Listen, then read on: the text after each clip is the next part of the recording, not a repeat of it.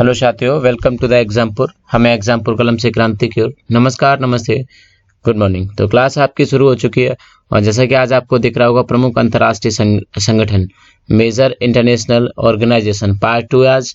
कल हमने काफ़ी सारे संगठन को देखा था, आज हमारा पार्ट 2 है, जिसमें देशों को मिला के, कई सारे देशों को मिला के कुछ संगठन बनाए गए हैं ताकि वो देश, उनकी अर्थव्यवस्था, उनका समाज विकसित हो सके, उनका व्यापार संगठित हो सके। चलिए हम लोग देखते हैं आगे क्या है।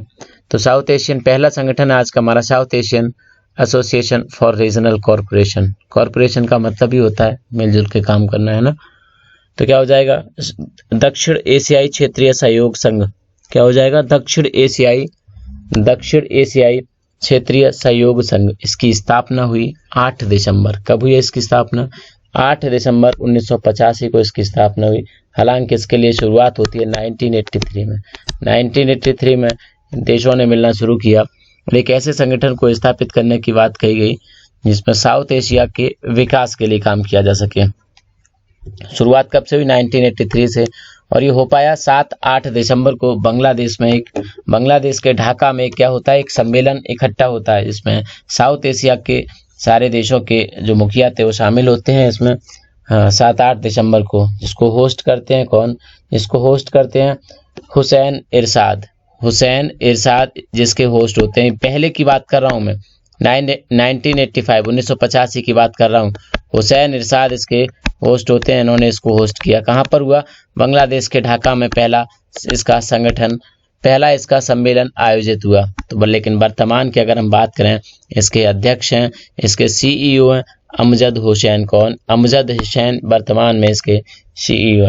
इसका मुख्यालय बहुत बार पूछा जाता है, पता होना चाहिए आपको, काठमांडू, नेपाल में। काठमांडू क्या है? नेपाल की राजधानी है। काठमांडू में इसका मुख्यालय है। वर्तमान में इसमें देशों की संख्या 8 है। कितनी है? देशों की संख्या इसमें 8 है। चलिए, सार्क की स्थापना, वही बात, सार्क की स्थापना 8 दिसंबर 1985 को हुई थी। कब हुई थी? 7 और 8 दिसंबर को एक सम्मेलन हुआ।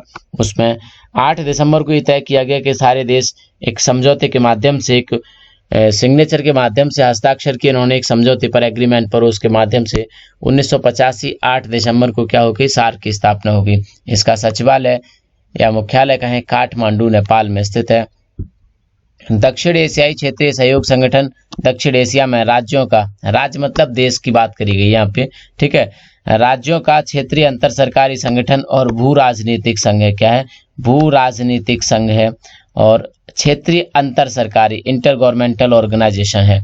इसके सदस्य देशों में अफगानिस्तान, इसको याद रखेंगे, अफगानिस्तान, बांग्लादेश, भूटान, भारत, मालदीव और नेपाल, पाकिस्तान, श्रीलंका। ये 8 देश हैं। 1 2 3 4 5 6 7 और 1 8। भारत समेत इसमें इस सार्क सम्मेलन में 8 देश हैं। ये सम्मेलन 2017 से थोड़ा सुस्त पड़ा हुआ है, क्योंकि 2017 का जो सम्मेलन होना था वो होना था पाकिस्तान में। कई सारे देशों ने पाकिस्तान में जाने से मना कर दिया और भारत ने भी इससे दूरी बना ली है वर्तमान में, क्योंकि पाकिस्तान इसमें है और कोई भी देश इनमें से पाकिस्तान के समर्थन में नहीं है।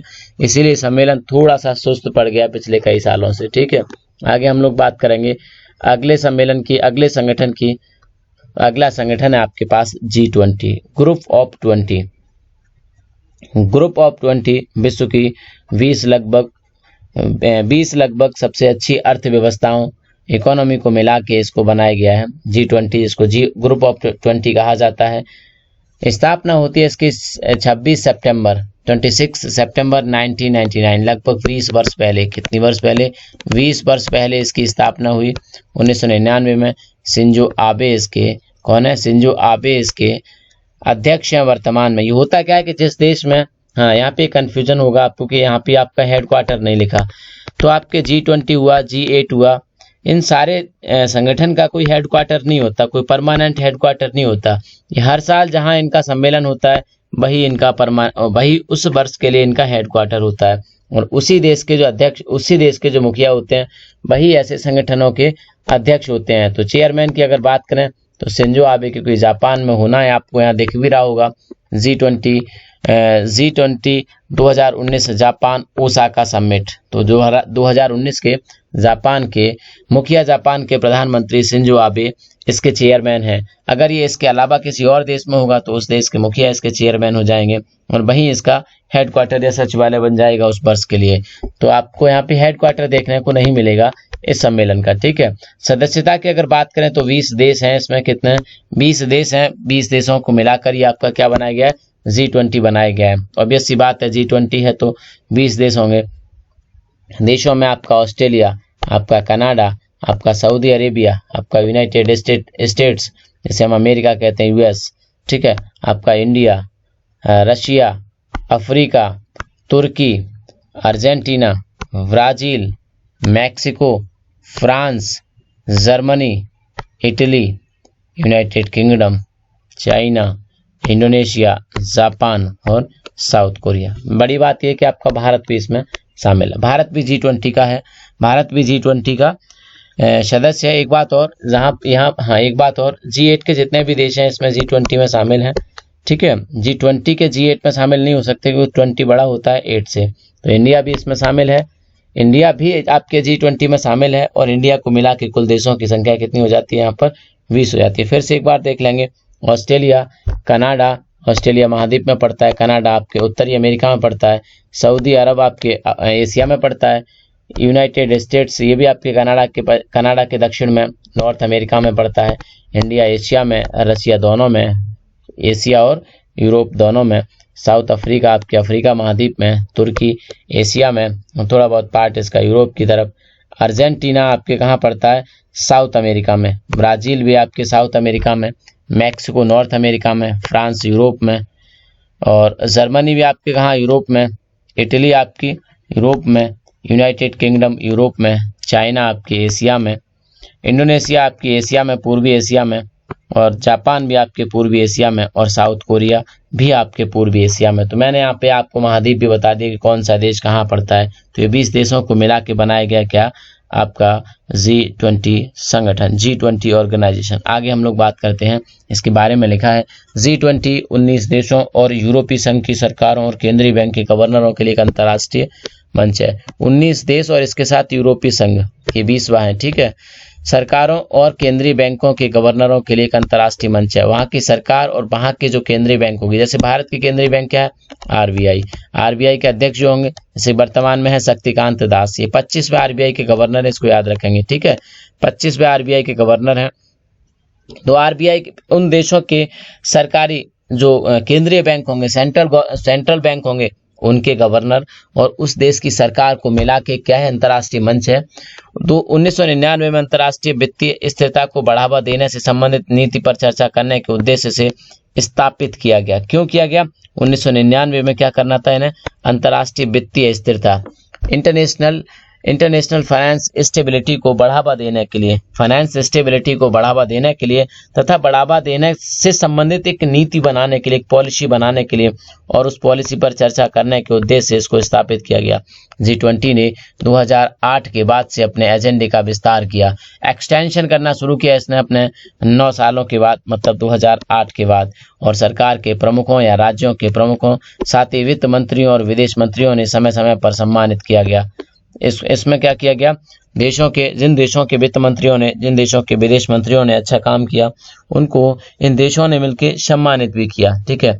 यह उन मुद्दों को संबोधित करना चाहता है जो किसी एक संगठन की जिम्मेदारी से परे हैं। क्या करता है, यह उन मुद्दों को संबोधित करना चाहता है जो किसी एक संगठन की जिम्मेदारी से परे हैं, जो किसी एक संगठन की जिम्मेदारी से परे हैं। इसके आगे हम लोग चलेंगे और आगे देखेंगे। अगला है आपका बंगाल की खाड़ी बहुक्षेत्रीय तकनीकी और आर्थिक सहयोग उपक्रम, Bay of Bengal initiative for multi sectoral technical and economic corporation.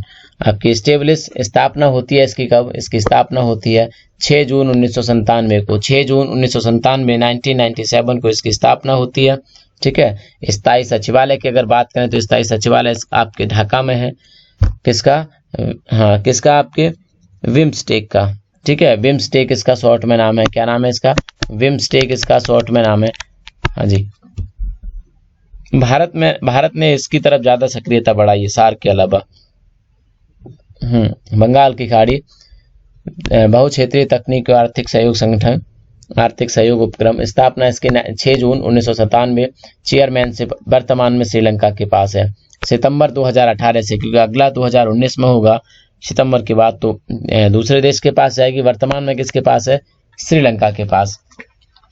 आगे पढ़ते हैं। नेतृत्व को देश के नामों के वर्णानुक्रम में घुमाया जाता है। कैसे घुमाया जाता है? नेतृत्व को, मतलब जितने भी देश हैं, कितने देश हैं इसमें? 7 देश हैं। जैसे ABCD 7 देश हो जाएंगे आपके, ठीक है, ABCD। तो पहले कैसे आएगा? ए के यहाँ पर होस्ट किया जा रहा है तो ए इसका लीडर होगा, वी के यहाँ पे होस्ट किया जा रहा है तो वी इसका लीडर होगा। ऐसे ही कैसे सर्कुलेट, एक सर्किल चलता रहता है, सर्कुलेशन यहाँ पे होता रहता है, वर्णानुक्रम में घुमाया जाता रहता है। और इसका स्थायी सचिवालय ढाका, ये कभी बदलता नहीं है, चाहे जो देश इसका बिम्स्टेक का, चाहे जो भी देश इसको ऑर्गेनाइज करे, इसको होस्ट करे, लेकिन इसका सचिवालय आपका ढाका में ही रहेगा। आगे चलेंगे हम लोग। बंगाल की खाड़ी, क्या बंगाल की खाड़ी बहुक्षेत्रीय तकनीकी और आर्थिक सहयोग उपक्रम की पहल दक्षिण एशिया और दक्षिण पूर्व एशिया के 7 देशों का एक अंतर्राष्ट्रीय संगठन है। क्या है? दक्षिण एशिया और दक्षिण पूर्व एशिया के 7 देशों का एक अंतर्राष्ट्रीय सहयोग संगठन है, जिसमें 1.5 बिलियन लोगों के आवास हैं। क्या है?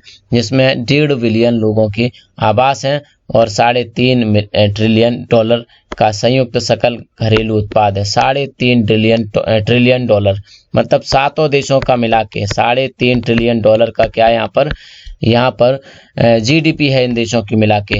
इन देशों की GDP कितनी है? 3.5 ट्रिलियन GDP है, जबकि 1.5 बिलियन परिवार रहते हैं इन 7 देशों में। कहाँ पर रहते हैं? 1.5 बिलियन परिवार रहते हैं इन 7 देशों में। आगे हम लोग बात करेंगे तो बिम्स्टेक के सदस्य देशों की अगर बात करें तो बांग्लादेश इसका हिस्सा है, भारत इसका हिस्सा है, म्यांमार इसका हिस्सा है, श्रीलंका इसका हिस्सा है, थाईलैंड इसका हिस्सा है, नेपाल भी हिस्सा है, भूटान भी हिस्सा है, हाँ भूटान भी हिस्सा है।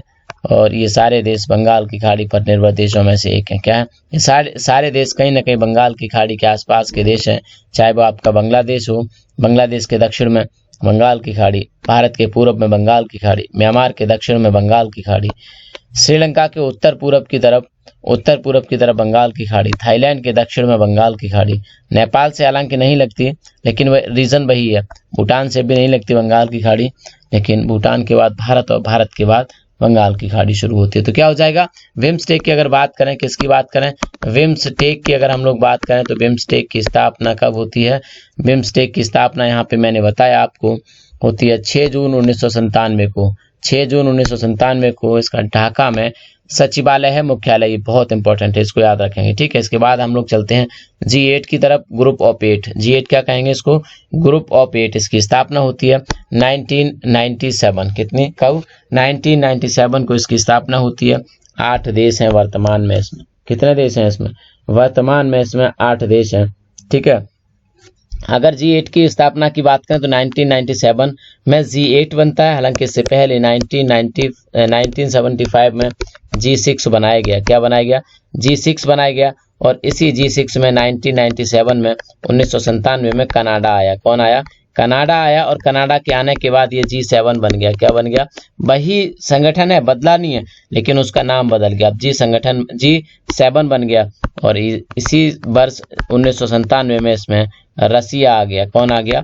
रसिया आ गया। और रसिया के आने के बाद यही G7 G8 में कन्वर्ट हो गया। और इसीलिए मैंने यहाँ पे आपको बताया 1997, 1997। सारी चीजें क्लियर हो जानी चाहिए। अगर G7 पूछ ले, हालांकि G7 नाम का कोई भी संगठन नहीं है, जो अब G8 में कन्वर्ट हो चुका है। इसकी स्थापना हुई थी कब? G7 की। ये बना 1997 में ही, क्योंकि कनाडा मिला था जब आके G6 में, तब आपका G7 बना। और G7 में जब रूस मिला तो G8 बना। तो G6 अगर पूछ लिया जाए, ये इसका मदर ऑर्गेनाइजेशन है, मदर ब्रांच है, ठीक है, पेरेंट ऑर्गेनाइजेशन कह सकते हैं इसको। तो ये 1975 में G6 की स्थापना होती है। वर्तमान में आपके Canada, France, Germany, Italy, Japan, United kingdom, United states और यूरोपियन, रसिया को इससे अभी बाहर किया गया। पिछले 2-4 महीनों में ये न्यूज आई है, ठीक है। रसिया अभी इससे बाहर है। आगे क्या होता है बता दिया जाएगा आपको। वर्तमान में रसिया इसका हिस्सा नहीं है, ठीक है। आगे चलते हैं हम लोग।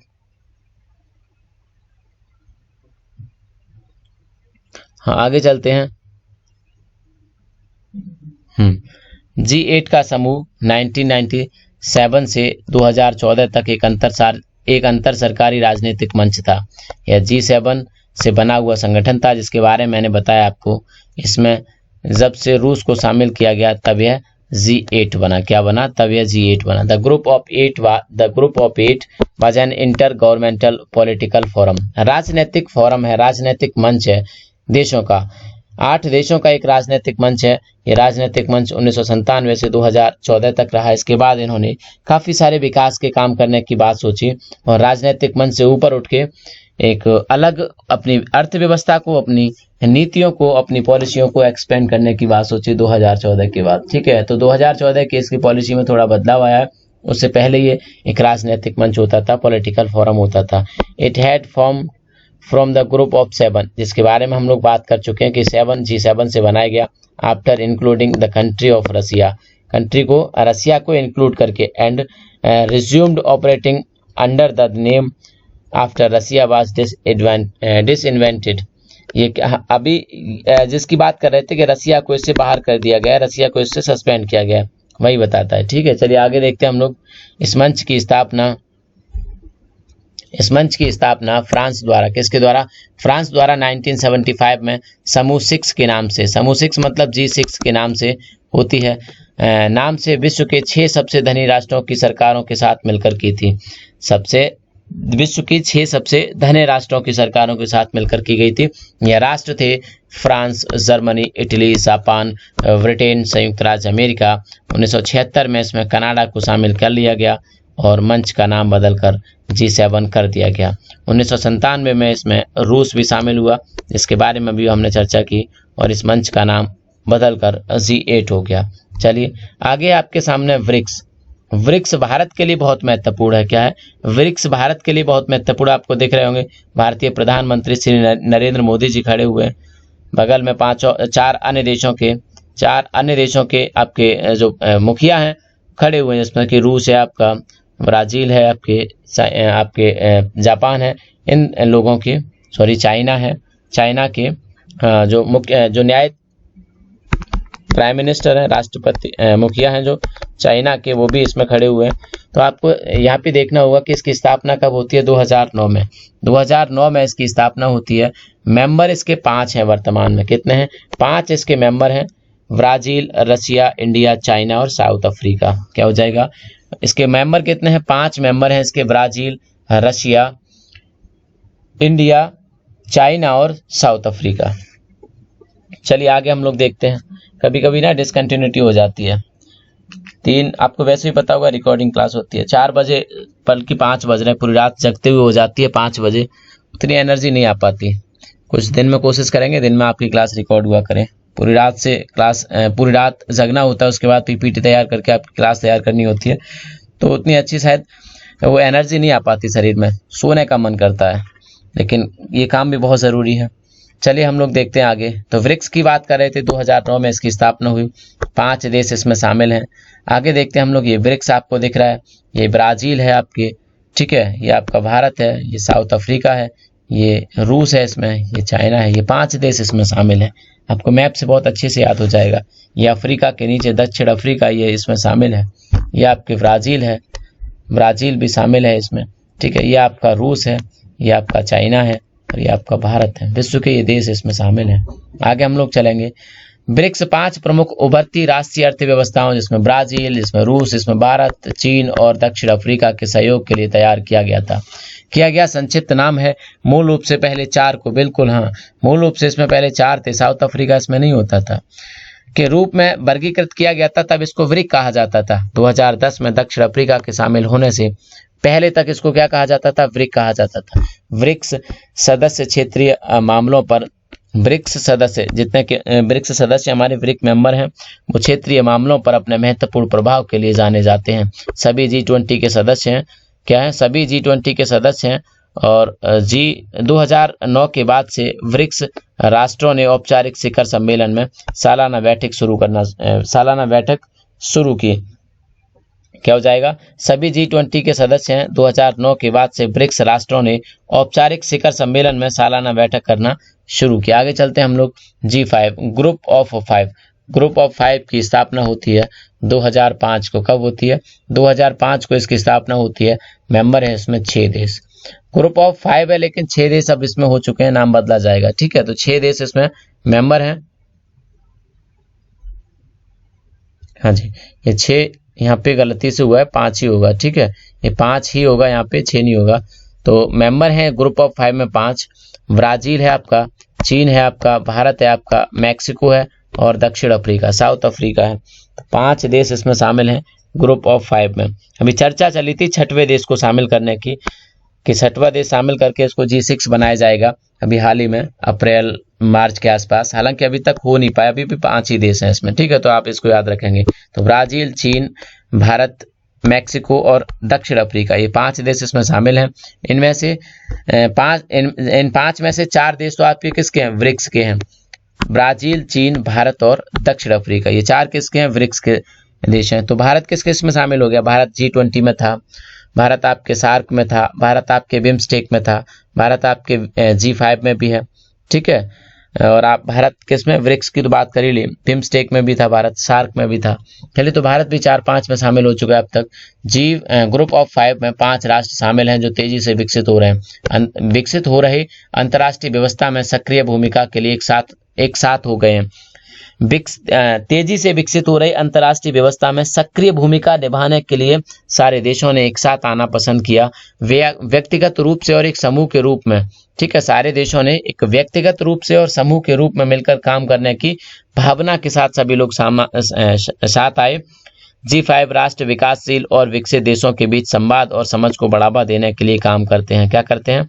G5 राष्ट्र विकासशील और विकसित देशों के बीच संवाद और समझ को बढ़ावा देने के लिए, देशों के बीच में संवाद हो और देशों के बीच में समझ हो, इस सब को बढ़ावा देने के लिए क्या करते हैं? काम करते हैं।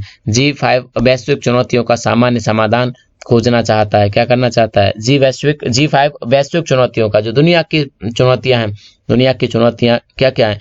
ग्लोबल वार्मिंग हुआ, पॉल्यूशन हुआ, अनएम्प्लॉयमेंट हुआ, बेरोजगारी जिसे हम कहते हैं, लोगों को भूख से मिटाना होता है, लोगों की भूख को मिटाना होता है, और जो भी हमारी सामाजिक और आर्थिक दिक्कतें होती हैं उन सब चुनौतियों से दूर, उन चुनौतियों को दूर करने के लिए इसकी स्थापना की गई। ठीक है, क्या करना चाहता है? G5 वैश्विक चुनौतियों का सामान्य समाधान खोजना चाहता है। 21वीं सदी में G5 को 5 सबसे बड़ी उभरती अर्थव्यवस्थाओं के रूप में समझा जाता है। 21वीं सदी में G5 को 5 सबसे बड़ी उभरती अर्थव्यवस्थाओं के रूप में समझा जाता है। इंग्लिश पढ़ना बहुत जरूरी है आपको, इंग्लिश से ज़्यादा समझ आएगा, मुझे भी इसी से ज़्यादा समझ आता है। द ग्रुप ऑफ 5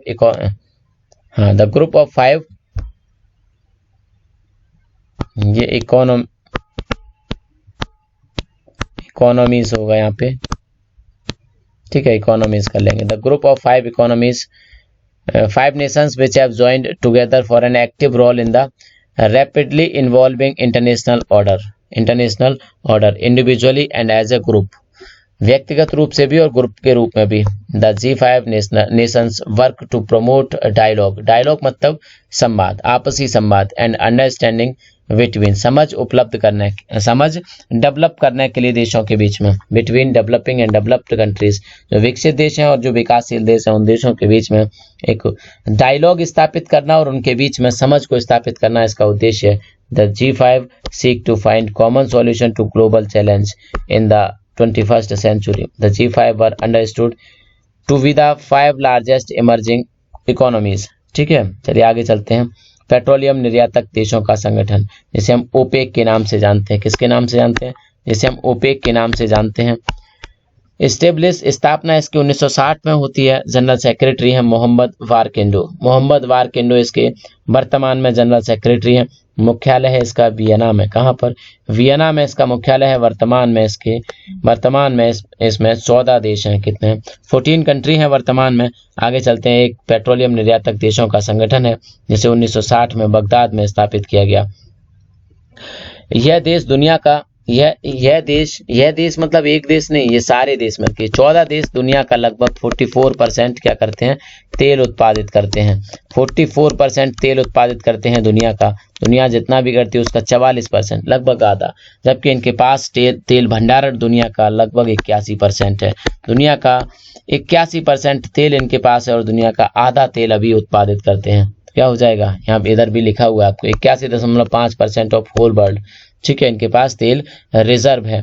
आगे चलते हैं हम लोग, आगे आपको दिखेगा वर्तमान में ओपेक के सदस्य निम्नलिखित हैं। अल्जीरिया वर्तमान में ओपेक का सदस्य, अंगोला ओपेक का सदस्य, इक्वाडोर, इक्वेटोरियल गिनी, ठीक है, इक्वेटोरियल गिनी, गैबोन, और आपका Iran, Iraq, Kuwait, Libya, Nigeria, Congo गणराज्य, सऊदी अरब इसका क्या है, वास्तविक लीडर है। क्या है इसका वास्तविक लीडर है सऊदी अरब, संयुक्त अरब अमीरात और वेनेजुएला, ये क्या है इसके, ये इसके सदस्य देश हैं ओपेक के। अगर बात करें इंडोनेशिया और कतर इसके पूर्व सदस्य हुआ करते थे, वर्तमान में इससे बाहर है। आगे चलते हैं हम लोग, और आगे आपको दिखेगा आसियान के बारे में। आसियान में 10 देश हैं, कितने हैं, दक्षिण पूर्वी एशियाई देशों का संगठन है, इसमें भारत शामिल नहीं है। भारत दक्षिण पूर्वी एशिया देशों में नहीं आता, भारत दक्षिणी देशों में आता है। दक्षिण एशियाई देशों में भारत की गिनती होती है, तो इसीलिए भारत को इसमें शामिल नहीं किया गया है। तो स्थापना की बात करें तो 31 जुलाई 1961 को इसकी स्थापना होती है। लिम जोक हुई इसके क्या है, लिम जोक हुई इसके प्रेसिडेंट है, वर्तमान में जनरल सेक्रेटरी है। इसका मुख्यालय जकार्ता में है, जो कि वर्तमान में डूबता जा रहा है ये शहर, क्या हो रहा है, ये शहर सिंक कर रहा है समुद्र में, इसलिए इंडोनेशिया ने अपनी राजधानी परिवर्तन का भी प्लान बना लिया है कि राजधानी अब यहाँ से इंडोनेशिया अपनी शिफ्ट करेगी कहीं और, ठीक है। तो क्या हो जाएगा, ये जकार्ता डूबता शहर है इंडोनेशिया का। आगे हम लोग देखेंगे, इसमें 10 देश हैं, इसके बारे में देखते हैं। Brunei, Darussalam, Cambodia, Indonesia, Laos, Malaysia, Myanmar, Philippines, Singapore, Thailand and Vietnam. और एक ऑब्जर्वर है इसका, ऑब्जर्वर मतलब पर्यवेक्षक के रूप में कह सकते हैं, पर्यवेक्षक है। पर्यवेक्षक इन पे नज़र रखता है और इनको इनकी कमियों के बारे में भी बता सकता है और काफ़ी सारी रिसर्च करता है पर्यवेक्षक, ठीक है। तो इनका क्या है, एक ऑब्जर्वर है जो कि पापुआ न्यू गिनी है। कौन है, पापुआ न्यू गिनी, हालांकि मेंबर नहीं है इसका, पर्यवेक्षक है, ठीक है। पापुआ न्यू गिनी को भी इनसे काफ़ी सीखना है और इनको काफ़ी सिखाना है। तो ऑब्जर्वर है आपका क्या, पापुआ न्यू गिनी, इसको याद रखेंगे। बाकी के देश हैं आपके Brunei, Darussalam, Cambodia, Indonesia, Laos, Malaysia, Myanmar, Philippines, Singapore, Thailand और वियतनाम इसके कैसे हैं, इसके सदस्य देश हैं। आगे चलते हैं हम लोग। दक्षिण पूर्व एशियाई देशों का संगठन एक क्षेत्रीय अंतर सरकारी संगठन है, जिसमें दक्षिण पूर्व एशिया के 10 देश शामिल हैं। कितने, दक्षिण पूर्व एशिया के 10 देश शामिल हैं, जो अंतर सरकारी सहयोग को बढ़ावा देता है। क्या करता है, जो अंतर सरकारी सहयोग को बढ़ावा देता है और एशिया में अपने सदस्यों और अन्य देशों के बीच आर्थिक राजनीतिक सुरक्षा, सैन्य, शैक्षिक और सामाजिक एकीकरण की सुविधा प्रदान करता है। क्या करता है, सामाजिक एकीकरण की सुविधा प्रदान करता है। तो आपको सुविधा प्रदान करता है। तो आपको इसके बारे में पता लग गया। इसके बाद आपके सामने थैंक्स फॉर वॉचिंग। आज के लिए थोड़ा सा माफ़ करना, बहुत तेज़ नींद आ रही थी सच में। तो अब आगे से जो आपकी क्लास हुआ करेगी, दिन में रिकॉर्ड किया करूँगा, एकदम ज़बरदस्त क्लास, ठीक है। इसमें होता क्या है कि बार बार झटके जैसे लगते हैं नींद के, और आप जब एकदम आते हैं उसमें तो कुछ लगता है कि मैं क्या बोल रहा था। चलिए आज के लिए सॉरी, कल से आपकी एकदम ज़बरदस्त क्लास होगी। Thanks for watching. और जैसी भी क्लास हो आप फीडबैक देंगे इसका, ठीक है। मैं क्लास को अच्छी बनाने की कोशिश करता हूँ, कंटेंट आपका एकदम ज़बरदस्त होता है, जो भी एग्जाम में पूछा जाएगा सारी चीज़ें इसमें मैं डाल के रखता हूँ। ये भी बताया मैंने कि जिन जो संगठन थे, ऑर्गेनाइजेशन थे, जिनके अपने हेडक्वार्टर नहीं होते, वो कौन कौन थे, जिनके अपने हेडक्वार्टर नहीं थे, और नहीं होते तो क्यों होते, क्योंकि वो ऐसे संगठन हैं जो अपना कोई स्थायी हेडक्वार्टर नहीं बनाते। वो जिस वर्ष उनका जहाँ सम्मेलन होता है, समिट होता है, वही उनका उस वर्ष का क्या होता है, हेडक्वार्टर होता है।